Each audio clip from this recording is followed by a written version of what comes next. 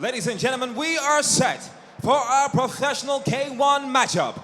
Please welcome first to K-side, Ciarain Shanahan. Professional K1 hits the cage, and the young Irish prodigy at 19 years of age, Ciarain Shanahan.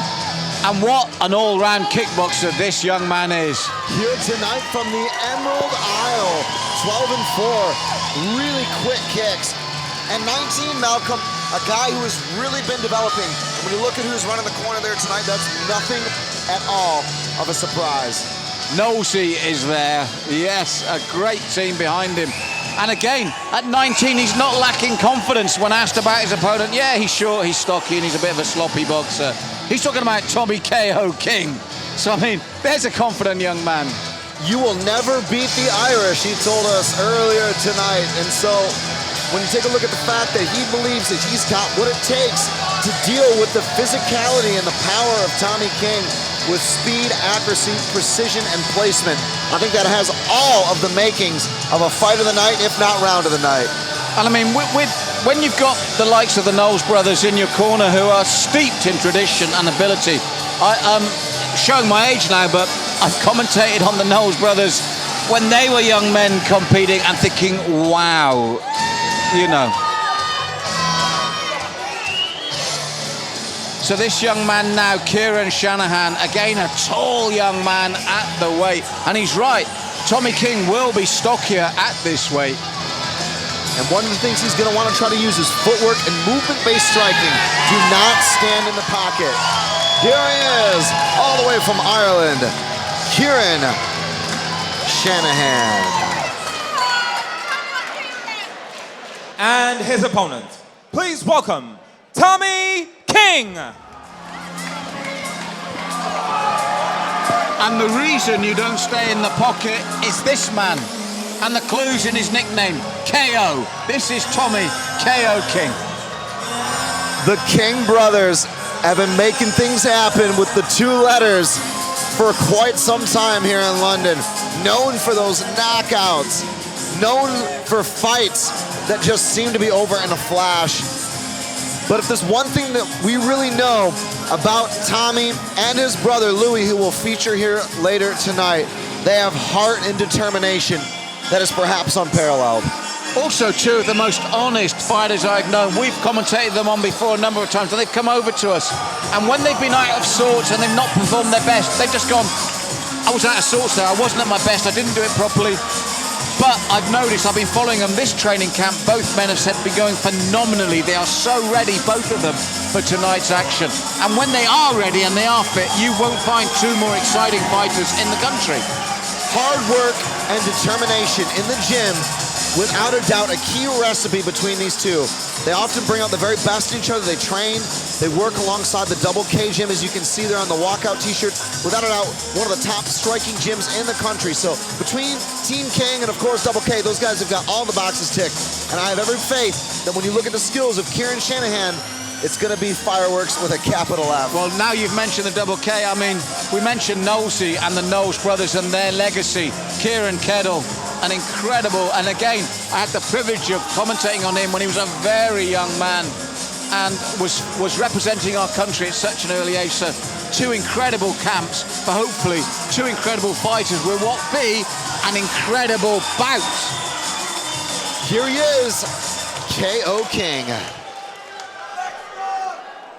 Ladies and gentlemen, we are set for three-minute rounds of professional K1 action in the welterweight division. Our officials are ready. Our fighters are ready. Fight fans in York Hall, make some noise if you're ready! It's showtime! Introducing first, fighting out of the blue corner. This man weighed in officially at 76.6 kilograms with 12 wins and just 4 defeats. From Ireland, he is Ciarain Shanahan! And his opponent, in the red corner, standing 5 feet 9 inches tall and weighed in officially at 77 kilograms with 19 wins and just 6 defeats, from Hazelmere, Tommy King. When the action begins, your referee in charge, Mr. Daniel Mulvahedi. So our first professional K1 bout of the evening here at Warrior Fight Series 7, and it could be 100% explosive. And as the two gentlemen known for elite kickboxing skills meet in center ring, it's time, it's showtime. And they have met straight away. They touched gloves, and then Tommy unleashed the right hand, and Ciarain just slipped and moved aside, stayed in the pocket with him. Lots of pressure here from King. That's key. Ciarain, though, wants to use reach, speed, movement, and timing. Yes, known for his explosive fast kicks. He's going to need that to catch Tommy on the way in. Tommy, for his part, when he decides to come in, will have to come in quick and confident and inside his man, just like that. That's where he needs to be. Touch of gloves and a smile. King knows what's at stake here. Shanahan jumping in. He's got to be very careful right now. King will look to counter with those looping shots. He'll take one to give one. I like the fact that Shanahan is showing that body kick, which gets King to drop his hands. Again, King lowers and blocks. Look for Shanahan to swap that up over time. Well, King has set out his stall and his intent straight away. Get inside, let those big hook punches go, and try to connect cleanly. Shanahan showing more variety at the moment, most definitely. More angles as well. He's swapping the angle more often here. And acknowledges the kick. Both men went for the kick, and Shanahan knew immediately what happened, sportingly acknowledged it, and Tommy will be given time to recover. But King really has set out his stall here to get inside and get the heavy hands going. More than anything else, those bombing hooks. It's been good, busy work, though, from Shanahan. He was throwing those kicks kind of at like a straight angle up. It's quicker rather than bringing up the knee and chopping in like a Muay Thai style kick. That came up at a funny angle. King was up in the air, having thrown his own kick. He got caught off sides. We're back at work here tonight in WFS. And man, some heavy leather. Well, given their body shapes, for me, the teep from Shanahan is key. So, as you said, bang that into the midsection of Tommy, bring those hands down and work with that height advantage. Your punches are going to chop down on your opponent. Oh! King with a beautiful check hook. Shanahan gets floored. He's protesting the count here, Malcolm, but Daniel Mulvahedi's giving him a standing count here. Shanahan was basically saying, as I was coming in, I was off balance, I was ready to throw something, I just got caught, I jumped straight back up because it was a balance issue. But having said that, Daniel Mulvahedi probably said it was also a very solid left hook that genuinely landed. Nice kick there again for King. He's throwing single kicks. I think that's to give Shanahan a false sense of opportunity to come in and try to punish him for it, which is exactly what King wants. Close range, looping shots. This is exactly it. What King is doing well here is when he's trading there, he's making it really awkward for his taller opponent to utilize any torque or any movement because he is right close. He's figured it out. You see, he blocks there, but he stays his ground because he can fire back. And there, the front leg is now just totally negated. Shanahan can't get those long legs off if they're that close. It's good tactics from King. The right strategy. Again, Shanahan spins way too close. Out of position again. There again, you saw him want to use the left leg and instead got caught. King knows what he's doing here. And King goes flying in there at the end. Whoa! Look at both guys there grinning. That is everything you want in a fight, Malcolm. And you can hear the crowd's response. They know something special is happening. But all credit to King. Halfway through that round, he switched tactics. Didn't just stay in the pocket, took that one extra step in. And every time, did you notice, every time Shanahan chambered, not only did King fire, but Shanahan couldn't extend. King was right there in the pocket firing. The last half of the round, he owned through that tactic because earlier, I was so impressed with the movement and versatility of Shanahan. I think King was as well because he suddenly stepped on that in the most impressive way. And I think he sensed danger there at the end of the round, flying in. King riding that magic carpet straight across from the middle of the ring to the far side of the fence there. That was wild, Malcolm. But again, I think what Shanahan needs to do is sort of reset, reconnoiter things here, and get back to the strategy that was successful in the early part of the round at his range. What he needs to prevent King doing is taking his legs out of the equation, which he did for the last minute. He took Shanahan's legs out of that equation for the whole last minute. Second of a scheduled 3 professional K1 rules, 3 3-minute rounds. And here we go. Stiff right hand there from Shanahan. Yes, he's looking to use those looping legs and keep it at range. And King, that's what he can't afford, is to back off like that, because he'll get caught on the way out by those longer limbs. He needs to continue, just like he did in the opening round, by actually stepping in, not out. I think King is trolling him a little bit there with those spinning kicks. Those aren't going to land. He knows that, though. What he's hoping, though, is that Shanahan gets eager, steps in. Oh, that was good, though, from Shanahan. Excellent stuff there. Perfect catch and punch. Perfect catch and punch.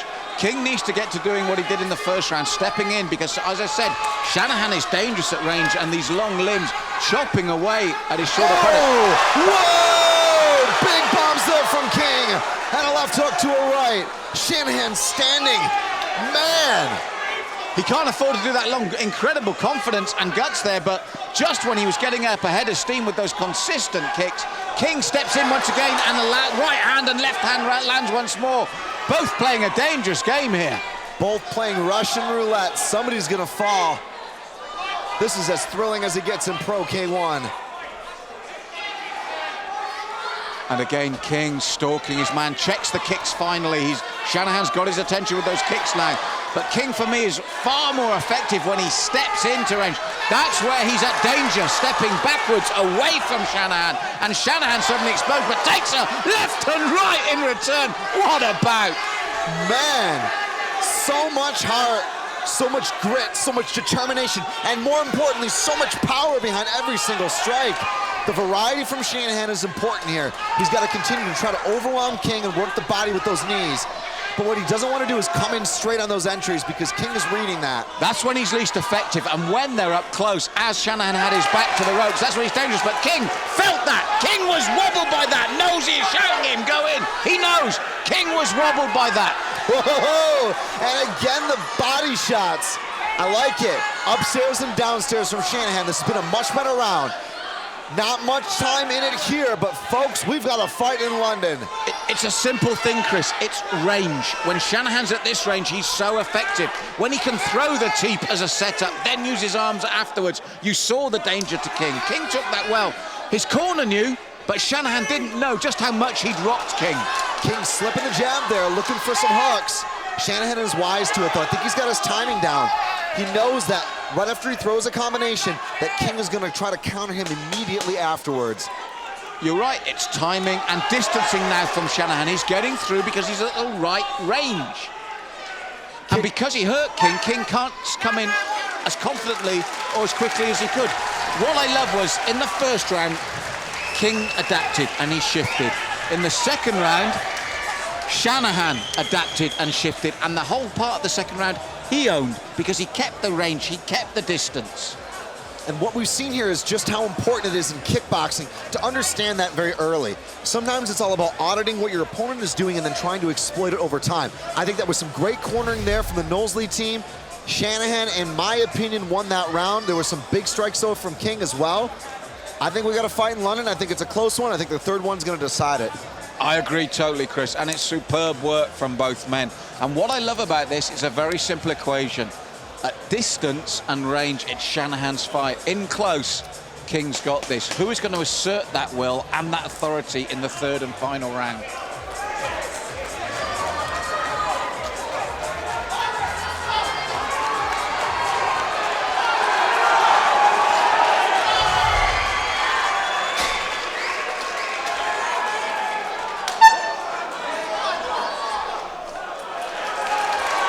And away they go again, and it's the legs of Shanahan moving once more. Light on his feet, confident. Superman punch from King doesn't quite find the target. He needs to get in closer. It's as simple as that, as he was effective in the first and for parts of the second. But I think you're right, Shanahan's found his groove now. And more importantly, the rhythm at delivering strikes. He's disrupted King's timing, and I think, in a very effective sense, imposed his will. without taking some of the punishment that got him in trouble in round 1. This is where King needs to explode in, but he's vulnerable on the way back out.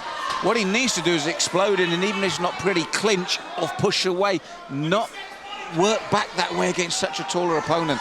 He's very effective going in, but he's got to watch himself on the way back out. One of the things that's gotten the King boys in trouble in the past is trying to pressure the knockout, trying to force it. Everybody knows these guys can throw bombs. Nobody wants to be on the fight-ending highlight reel of one. So what Shanahan has done here is mix things up a little bit more effectively. King's having trouble right now setting up those power shots. Shanahan's coming off the straight line. He's working laterally left and right. He doesn't come off the line in the same way twice. Comes through with the jab at range. This is where King doesn't want to be. Don't set yourself up, move in and then work. And again, Shanahan realizes this. The straight line movement, he comes off that center line and then throws on the angle. This is where King is at his most dangerous. And Shanahan acknowledged that right hand. He nodded and said, let's have some more of that. And they smile once more. Oh, beautiful right this time from King. He didn't just acknowledge that one, he felt that one to his boots. Nice. Again, Shanahan, though, the thing that could get him in trouble here is the fact that he's trying to get into a war. You do not want to brawl with King. Look at that uppercut to a left hook. King's looking to land that right uppercut. Well, Shanahan's face is now red and crisp from those, and again, it's a dangerous game, you're right.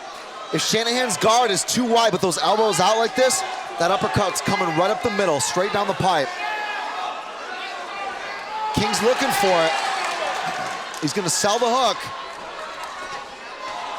Nice right from Shanahan in those exchanges, but King, he needs to don't get sloppy, just keep in, keep tight. Shanahan, get back on your bike, work those angles and kick and punch him at range. King, when you come in, explode in and get those hooks going again. This is on a knife edge, Chris. Beautiful, beautiful fight. Shanahan continuing to pour the gas on the fire here. Work combinations, change the angle. Nice there from King to work his way into the clinch, but a quick separation from Dan Mulvahidi here. King is his best coming in, it's as simple as that. And he may have just edged this third round with that aggression and the way he comes in on the inside. I'll be so interested because, like you, I believe this third round is key. And you can make an argument for either man with the judges. This is on a knife edge right the way to the end. What an incredible fight between two men who refused to take a backward step. That was the thing about Shanahan.